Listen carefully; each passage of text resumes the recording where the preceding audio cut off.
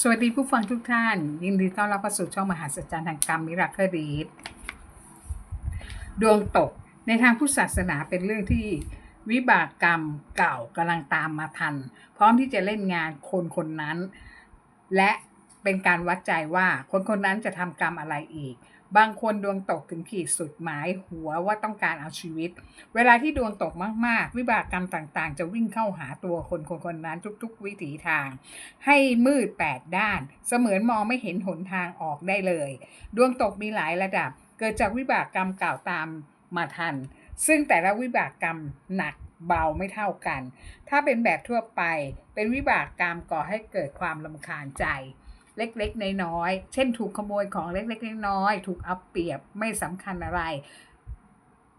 ถ้าเป็นวิบากกรรมแบบปานกลางเคยประทุษร้ายคนอื่นพอเรามาขอขมาก็ให้อภัยอโหสิกรรมให้กันมาในชาตินี้เกิดคดีฟ้องร้องกันเมื่อหาหลักฐานมาชี้แจงแก้ต่างก็สามารถผ่านพ้นผิดไปได้ถ้าแบบวิบากกรรมหนักเคยสร้างความโกรธแค้นกับคนอื่นมาชาตินี้ถูกตามลาวีหาเรื่องไม่หยุดหย่อนถูกกันแกล้งต่างๆนานาถ้าแบบวิบากกรรมหนักสุดขีดสูงสุดเคยฆ่าเขาตายโกงทรัพย์สินจนล้มละลายจนเจ้าทรัพย์ต้องฆ่าตัวตายหรือหมดเนื้อหมดตัวมาในชาตินี้ก็ถูกเขาตามฆ่าอย่างไร้เหตุผลบางคนไปทำบุญบวชพระทอดกฐินพระป่าบางทีก่อนไปถึงวัดตายยกทั้งขบวนหรือบางทีกลับจากงานบุญเกิดอุบัติเหตุตายทั้งคันรถบางคนรถชนตายบางคนไฟคลอกตายตกน้ำตายในทางพุทธศาสนาไม่มีพิธีกรรมใดๆที่จะสะเดาะเคราะห์ได้ให้พ้นวิบากกรรมเก่าได้ทำอย่างไรรับอย่างนั้นยกเว้นสร้างบุญให้มากพอที่จะวิ่งหนีห่างไกลจากวิบากกรรมเก่าได้ 1. การสร้างบุญภายในรักษามโนกรรมให้มีจิตสะอาดไม่โกรธแค้นมีแต่ใจที่อโหสิกรรมมันสวดมนต์ภาวนานั่งสมาธิยกระดับจิตให้รู้จักคำว่าปล่อยวางไม่ยึดติด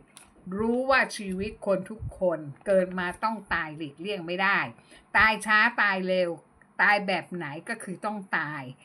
2. สร้างบุญภายนอกให้ทานอ่อนน้อมถ่อมตนมีจิตอาสา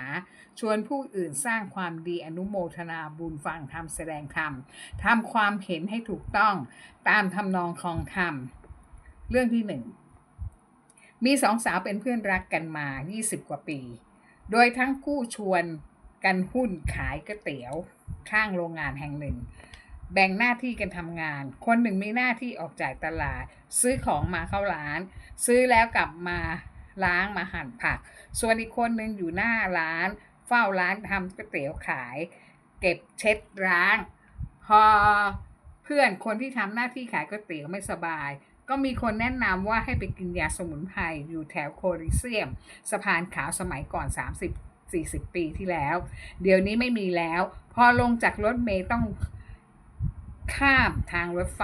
เพื่อเดินข้ามถนนไปยังร้านสมุนไพรแต่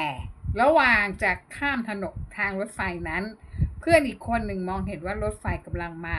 ด้วยความเร็วสูงและบีบวูดเสียงดังสนั่นมากเพื่อนคนที่ป่วยกับมองไม่เห็นจะเดินข้ามทางรถไฟไปให้ได้เพื่อนคนที่ดวงดียืนหยุดนิ่ง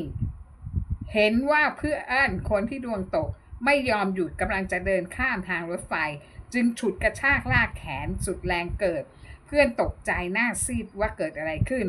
ก็พอดีรถไฟแล่นผ่านหน้าไปแค่เสี้ยววินาทีเท่านั้นเองถ้าเพื่อนไม่กระชากแขนมาเพื่อนคนที่ทำก๋วยเตี๋ยวคงถูกรถไฟทับตายไปแล้วเธอบอกว่าเธอมองไม่เห็นว่ารถไฟกำลังแล่นมาอีกทั้งไม่ได้ยินเสียงหวูดรถไฟด้วยเห็นเป็นแต่แสงสว่างทางโล่งจึงจะก้าวข้ามทางรถไฟไปก็ถูกเพื่อนกระชากแขนให้ตกใจมีสติเธอบอกว่าใจเต้นแขนขาสั่นไม่หายพอไปถึงร้านสมุนไพรก็สั่งซื้อสมุนไพรต้องมาต้มยุ่งยากมาก แต่ไปถึงแล้วก็ทดลองซื้อมา1 ชุดลองกินก่อนถ้าดีก็จะซื้อกันใหม่เสียเงินแค่ค่าสมุนไพรไม่กี่สตางค์เพราะขากลับจะต้องเดินข้ามทางรถไฟอีกเพื่อไปขึ้นรถเมล์ทางเดิมก็เหมือนเดิมอีกเพื่อนคนที่ทำก๋วยเตี๋ยวกำลังจะเดินข้ามทางรถไฟเพื่อนที่ไปด้วยกันก็กระชากแขนสุดแรงเกิดจนตัวเธอเซเกือบหกล้มเธอบอกว่าดึงแขนเธอทำไมเพื่อนบอกไม่เห็นเหรอรถไฟกำลังแล่นผ่านหน้าไปเสี้ยววินาทีนี้เปิดเสียงหวูดรถไฟดังสนั่นขนาดนั้นทำไมไม่หยุดรอให้รถไฟแล่นไปก่อนแค่เพียงไม่ถึง1 ชั่วโมงกับเดินไปกลับเดินร้านไปที่ร้านสมุนไพรคนทำก๋วยเตี๋ยวไม่เห็นรถไฟและไม่ได้ยินเสียงบูดรถไฟเธอตกใจมากพูดออกมาว่าจะให้ตายให้ได้เลยหรือเธอกลับมาไปไหว้พระถามพระให้ดูดวงให้พระบอกว่าดวงเธอชะตาขาดดีที่เพื่อนดวงดีจึงสามารถช่วยชีวิตเธอไว้ได้มิเช่นนั้นผีทางรถไฟต้องการตัวเธอไปเป็นตัวตายตัวแทนเพื่อเขาจะได้ไปเกิดใหม่จึงปิดหูปิดตาให้เธอมองไม่เห็นเธอเลยทำพิธีบังสกุลเป็นบังสกุลตายและอาบน้ำมนต์ตามความเชื่อของคนไทยแต่ไม่มีในคำสอนของพระพุทธศาสนาเรื่องที่